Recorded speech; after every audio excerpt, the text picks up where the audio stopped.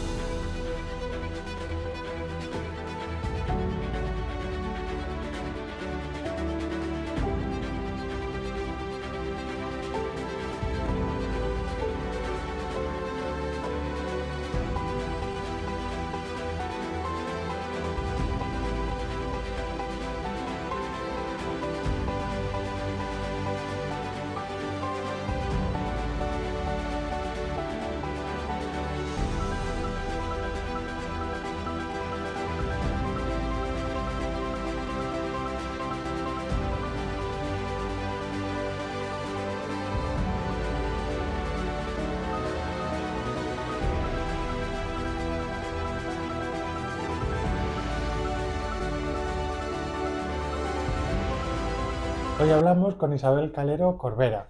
Buenas tardes, Isabel. Hola, buenas tardes. Isabel Calero es catequista de la parroquia de San Blas y además fue la fundadora de una de las primeras asociaciones de Villarrobledo que todavía existen, además de tener la iniciativa para muchos eventos que siguen realizándose en la actualidad. En concreto, la Asociación de Amas de Casa tiene más de 40 años de existencia y tengo entendido que fuiste la fundadora. Así Háblanos de fue. ello. Pues nada, fue así de sencillo. Yo era joven, por supuesto, hace muchos años, y en una merienda con unas amigas, pues nos invitaron de que venían unas señoras de Albacete, donde ellas habían formado la Asociación de Ama de Casa, y claro, ellas venían a formar eh, asociaciones a los pueblos, y empezaron por Villarrobledo. Entonces, ¿qué pasa? Pues en aquella merienda dijeron, oye, pues vamos a la reunión que vienen estas señoras a hablarnos y tal. Y pues bueno, fuimos al salón de San Blas, de donde se recibió, invitadas por Lola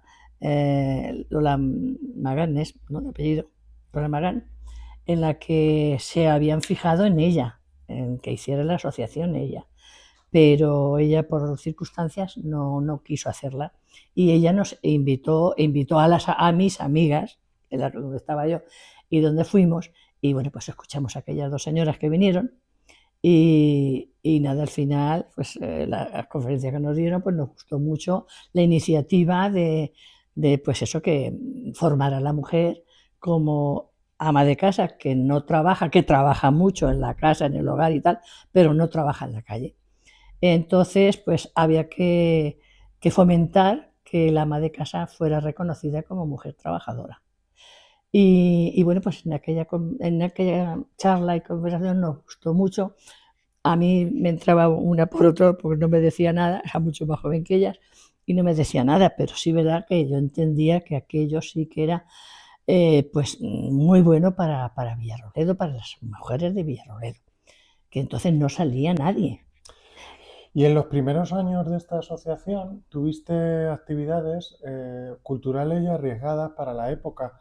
Organizaste un taller de artesanía y distintas charlas con realidades sociales de aquella época, sobre todo de los años 80, charlas enfocadas a temas de drogodependencia y salud sexual, que evidentemente tocó en los años 80 con aquella crisis sanitaria que hubo con el VIH y distintas actividades que hicieron de tu asociación un punto de referente a nivel cultural y social.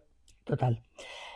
Vamos a ver, pues yo como persona joven como era tal, entonces quise moverme en todas esas áreas por conocimientos de la Policía Nacional, que tuvimos aquí también, Guardia Civil, bueno, pues diversas personalidades que vinieron de toda España, invitadas por mí.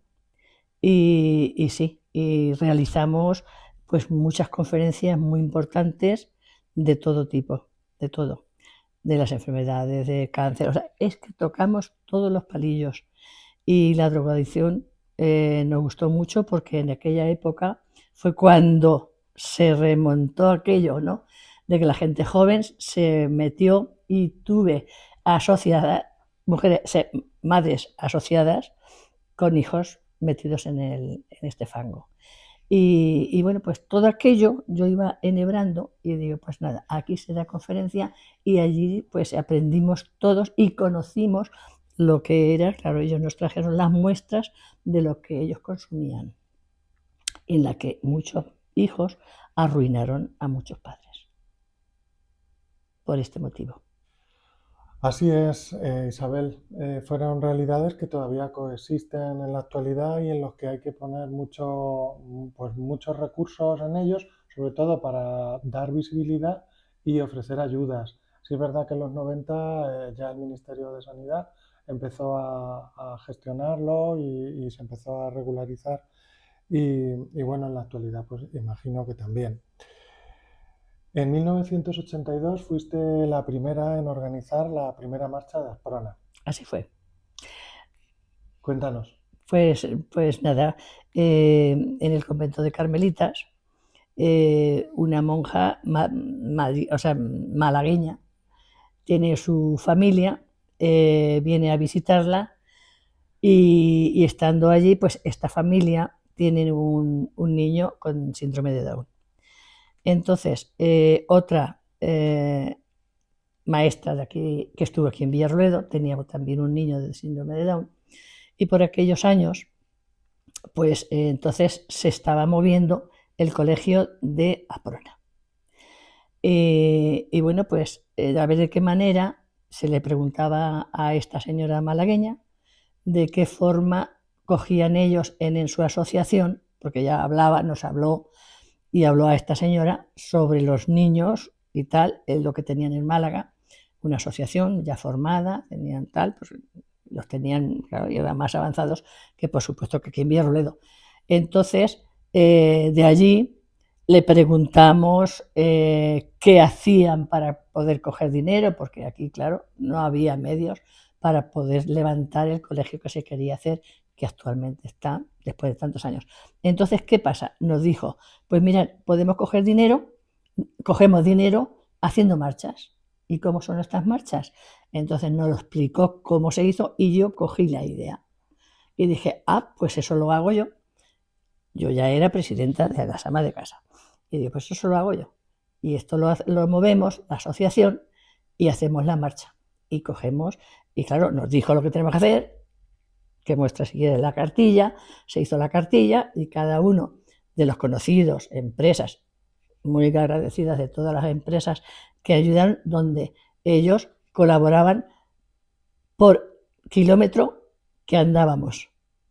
Entonces daban el dinero que ellos quisieran. Y nos quisieron, bueno, pues como yo, todas cogimos dinero y aportamos bastante a Asprona. Y salimos de la Virgen de la Caridad, la primera marcha, al Provencio, ida y vuelta, 24 kilómetros, por la gente que nos quiso dar ese donativo para Asprona. Y sí, fue muy emotiva, muy linda, y a raíz de ahí, pues la verdad que se hicieron y se han hecho muchas marchas, claro. A partir de esa primera marcha de Asprona en el año 1982, asistió a ella una recién llegada en Villarrobledo, llevaba solo 3 años, la madre Amparo. Se identificaba como dominica y bueno, tú has estado muy en contacto con las Carmelitas Descalzas de Villarrobledo. Me gustaría que nos hablaras sobre el carácter carmelita descalzo y tu experiencia con ellas aquí en el tiempo que han estado, porque actualmente hace ya 5 o 6 años que dejaron Villarrobledo y fue una orden que ha estado más de 300 años en Villarrobledo. Bastantes años. Pues Santa Teresa la fundó en el 1580 y bueno, pues imagínate, hasta hace 5 años o 6 que han desaparecido, ¿no? De Villarroledo. No han desaparecido total, pero bueno, el convento sí que se ha cerrado por motivos ya de salud, de mayores y poca gente, vocaciones no hay, no hay. Y entonces, pues bueno, sí, yo tuve una experiencia muy grata, muy buena, buenísima, no lo siguiente. en Carmelitas. Yo las conocí hace muchísimos años y pues en el 75 o 75 o 70, más o menos. Y bueno, pues yo era como una más de ellas. Yo era una más de ellas. Lo que pasa que no era religiosa. Entonces estuve con ella y tal, y yo hacía mis oraciones con ellas y la misa, en fin, pues yo era una más. Entonces cuando venía, había un grupo de personas mayores que iban a hacer oración. Entonces cuando yo bajaba, me bajaba con ellas y yo me aburría. Porque decía, pues estas personas mayores, esta oración a mí no me decía nada. O sea que yo las veía que allí una se dormía, la otra no tal, y ya pues nada, al día siguiente o los 2 días estamos merendando, tomando tal, y digo, pues mira, yo voy a hacer un grupo de oración de gente joven. Isabel, por favor, que somos, que somos de clausura, y la clausura no se puede tocar. Ya, pero esto hay que hacerlo, porque a mí esto no me gusta. Me gusta porque para las personas mayores estaba muy bien, ¿no? Pero para mí, no, a mí no me decían nada aquella oración. Y claro, entonces sí que era catequista, dejé la catequesis y entonces me invité de las 3 parroquias, 1, 2, 3 chicos, tendrían 10, como ahora los de la catequesis, ¿no? Y los invité y se vinieron y verdaderamente aquello fue un éxito. Fue un éxito, fue precioso, porque vivieron esa oración que fue maravillosa, y luego pues se preparaba la oración, se preparaba la misa, se preparaba todo, o sea que, y bueno, pues empezamos 12, 13, donde casi llegamos a los 100. Y de allí salieron los 5 curas y una monja. Hacíamos, pues me los llevaba a hacer, nos íbamos a todos los pueblos, fuimos y hicimos el camino teresiano, que fue muy bonito, que es donde se convirtió y nos convertimos todos. Aquello fue precioso. Sí. Y bueno, no, fuiste catequista en los tiempos de don José Antonio Navarro en San Blas hace más de 40 años, después lo dejaste para este grupo que nos acabas de comentar de oración y ahora has vuelto a la parroquia de San Blas como catequista desde hace 4 años. Coméntanos cómo ves la evolución bueno, de lo que es la labor de catequista de los niños de antes a los de ahora, cómo lo viven y cómo comparan lo que es las actividades extraescolares donde están habituados a participar y asistir a cómo viven los niños ahora la catequesis. Pues imagínate cuando a mí me invitan que continúe con la catequesis, pues la verdad que me quedé parada, ¿no? Porque no me esperaba yo, no me esperaba volver a dar catequesis ahora con mis años, ¿no? Y fue pues para mí es que me tuvieron que enseñar. Me tuvieron que enseñar porque en aquellos tiempos solamente llevábamos un catecismo. Y con ese catecismo, pues solamente enseñábamos las oraciones. Oraciones a los niños, el Padre Nuestro, total, lo normal, ¿no? Lo corriente. Pero claro, es que ahora poco menos estamos haciendo, como yo digo, parece que estamos haciendo un máster con los niños, porque ahora llevan sus libros, llevan sus dibujos, llevan sus recortes, o sea, un catecismo totalmente distinto al que teníamos. O sea, para mí fue una catequesis nueva, un volver a empezar, que me ha venido muy bien, ¿eh? Que me ha venido muy bien, pero me tuvieron que enseñar, ¿eh? Que no llegué a coger los libros y decir esto, porque claro, yo me veía con tanta fotocopia, con tanto dibujo, digo, ¿y esto qué es? No conocía esa clase de catequesis como en aquellos años. Ahora que es muy bonito y aprenden, los niños aprenden. Vamos a ver, son vidas distintas, ¿no? Tiempos distintas, ¿no? En aquella época era lo que nos enseñaban y lo que enseñábamos, un catecismo que todavía existe por ahí, y ahora, sin embargo, pues lleva sus libros, lleva sus recortes, lleva para dibujar, o sea que no es que sea más fácil, es más material para los niños. Y bueno, pues sí, la verdad que tienen una mente los críos muy abiertos y aprenden, ¿eh? son muy listos. Me gusta.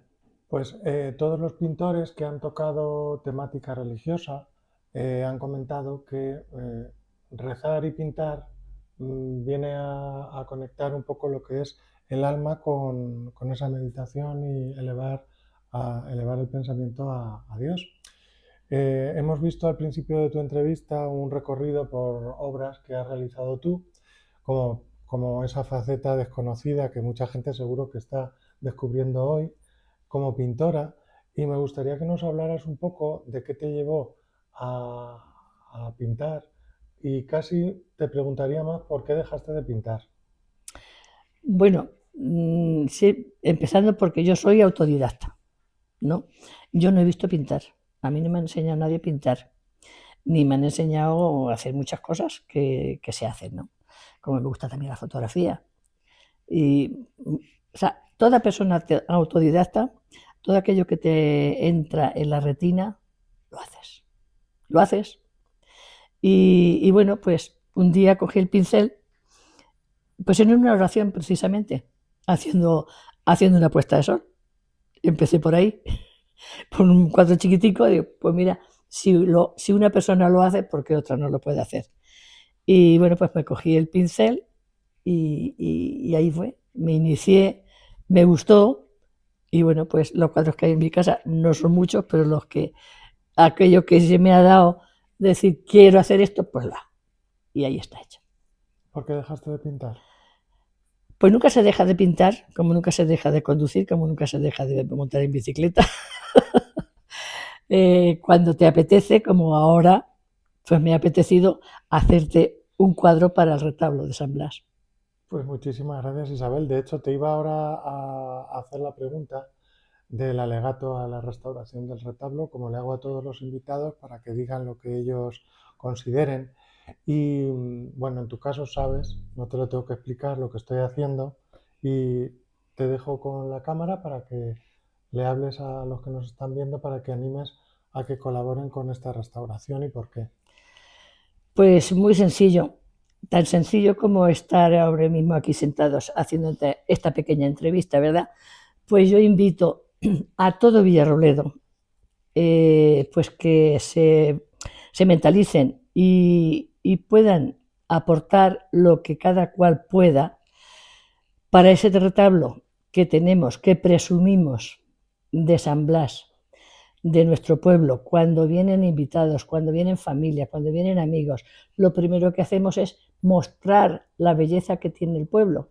¿Y dónde vamos? Pasamos a San Blas y enseñamos San Blas. Pero qué pena desde que se inició el retablo no se ha vuelto a limpiar ni a restaurar. Entonces, no presumamos de aquello que no vemos con ojos limpios y bellos, igual que vemos en nuestras casas. La limpieza, te apetece hacer esto y lo arreglas. ¿Por qué no arreglamos el retablo de San Blas, que es de Villarrobledo, que es de los ciudadanos? No es de la iglesia ni es del cura, es nuestra iglesia, como son el resto de las iglesias, pero estaba hablando de un edificio, de un templo que muchos no lo tienen y nosotros podemos presumir. Y tú que eres el que has iniciado esto, pues hago un llamamiento, que te ayuden, que te ayudemos y que podamos ver el retablo precioso, brillante, como realmente se lo merece, San Blas de Villarrobledo. Muy bien, muchas gracias, Isabel. Quiero informaros que Isabel, que llevaba tiempo sin pintar, se ha atrevido nuevamente a coger los pinceles para donarnos esta obra que tenemos aquí atrás, y que va a formar parte de esa galería de artistas solidarios que iremos sorteando mensualmente a beneficio de la restauración de este retablo. Te doy las gracias en nombre de la asociación por este detalle, y animamos al resto de artistas locales o nacionales o internacionales que nos estén viendo a que pues tomen ejemplo para que podamos seguir recaudando fondos. Y también informaros que hay más iniciativas solidarias que nos están haciendo llegar desde hace unos días, y que las iremos informando en las redes sociales. Os animo a que sigáis a los perfiles de Instagram y Facebook y YouTube y estéis informados de todo esto. Pues Isabel, voy a realizarte tu última pregunta, que como siempre es la pregunta de reflexión. La semana pasada, Higinio nos comentaba en su pregunta de reflexión sobre los aspectos culturales de Villarrobledo. Es decir, como parte de esta localidad que lleva siendo toda la vida y un personaje muy conocido por ser polifacética, me gustaría que nos comentaras tu reflexión acerca de la evolución cultural que ha tenido Villarrobledo en los últimos 30 años. Hombre, por supuesto que ha evolucionado. No sé, Villarrobledo ha crecido en todos los aspectos. O sea que si remontamos hacia atrás, es lo que hemos dicho casi al principio, cuando la gente no salía, hoy hay que frenar para que no salgan, ¿no? Porque salen y es como se debe salir, tanto a nivel cultural, tenemos todas las semanas hay teatro, hay de todo, en la Casa de la Cultura lo tienes todo, de todo tipo de trabajo, de manualidades, de todo, o sea que sí, en cuanto a cultura y en cuanto a visión de pueblo, pues la verdad que la gente pues hemos evolucionado bastante en 30 años, estancadicos no nos hemos quedado. Y luego hay muchísima gente que está muy involucrada en el arte, en todo, en teatros, charlas, conferencias, escritores, pintores, es que está muy, yo lo veo que sí que evoluciona bastante.